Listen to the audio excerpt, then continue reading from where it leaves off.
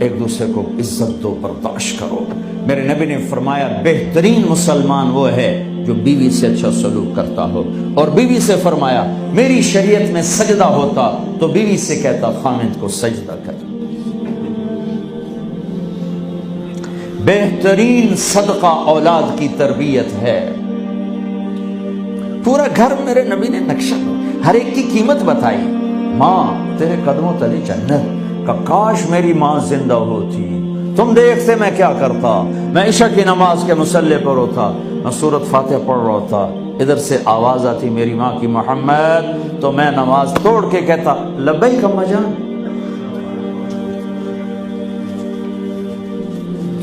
باپ کا تیرے جنت کا دروازہ ہے، باپ تیری جنت کا دروازہ ہے، کھولنا توڑنا نہیں، کھولنا توڑنا نہیں، توڑ دیا تو جنت میں نہ جا سکو گے۔ سب سے بہترین مسلمان جو بیوی سے اچھا سلوک کرے، سب سے بہترین عورت جو اپنے خامند کی منشا کو دیکھے۔ پھر آپ نے ایک عجب بات فرمائی جو معاشرے میں بہت بوجھ بنتا ہے جس کا، ہاں بھائی تمہیں ایسا صدقہ بتاؤں جس سے بڑھ کے کوئی صدقہ نہیں، تمہیں ایسا صدقہ بتاؤں جس سے بڑھ کے کوئی صدقہ نہیں۔ انہوں نے کہا جی کیا؟ کہا الابنۃ المردودہ، جس کی بیٹی کو طلاق ہو گئی یا بیوہ ہو گئی اور گھر واپس آ گئی ماں باپ کے، یا ماں باپ نہیں ہے تو بھائی ہیں، وہ ایک بوجھ بنتی ہے ماں باپ پر بھی، اور بھائی تو ویسے ہی باغی ہو جاتے ہیں۔ میرے نبی نے فرمایا اس بچی پہ خرچ کرنا کائنات کا سب سے افضل صدقہ ہے۔ گھر، ایک گھر کیسے چلتا ہے؟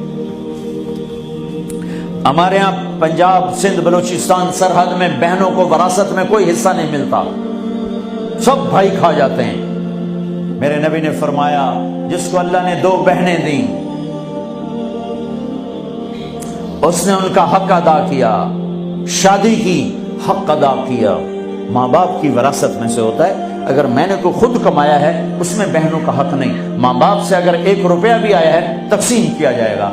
جس نے بہنوں کا حق ادا کیا، شادی کی حق ادا کیا، اس پہ جنت واجب ہو گئی۔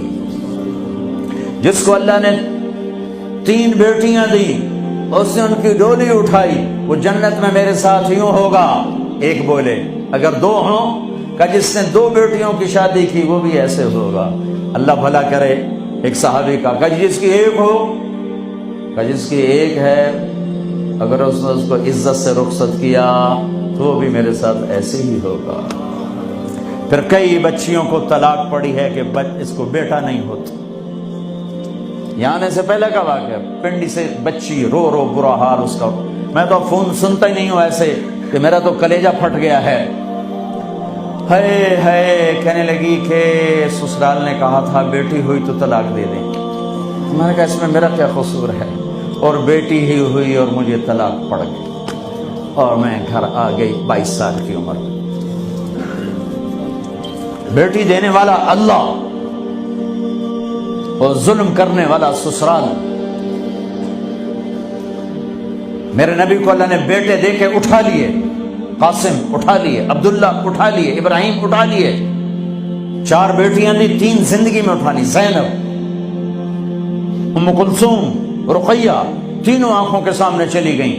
فاطمہ سے نسل چلی، آپ نے فرمایا لوگوں کی نسل بیٹے سے چلتی ہے، میری نسل میری بیٹی فاطمہ سے چلی۔ اس لعنت کو دھویا۔ عورت کا کیا قصور ہے اگر اس بیچاری کو بچیاں ہو رہی؟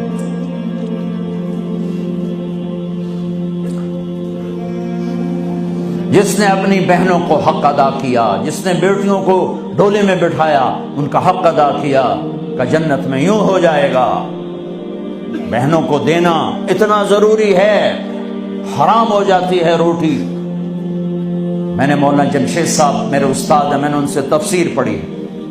میں ایک دن شہد کی بوتل لے کر گیا، پرانی بات ہے 76-77۔ میں نے کہا حضرت یہ ہدیہ ہے۔ فرمایا کہاں سے لائے ہو؟ میں نے کہا جی میرے اپنے باپ ہے۔ فرمایا تیرے باپ نے اپنی بہنوں کو، تیرے باپ نے اپنی بہن یعنی میری پھوپھیوں کو، تیرے باپ نے اپنی بہنوں کو زمین میں سے حصہ دیا تھا؟ یہ سوال کیوں کیا؟ 10 روپے کی شہد کی بوتل تھی اس وقت، کہ اگر دیا تھا تو یہ میں لے لوں گا، اگر نہیں دیا تو پھر یہ حرام ہے، میں نہیں لوں گا، یہ مطلب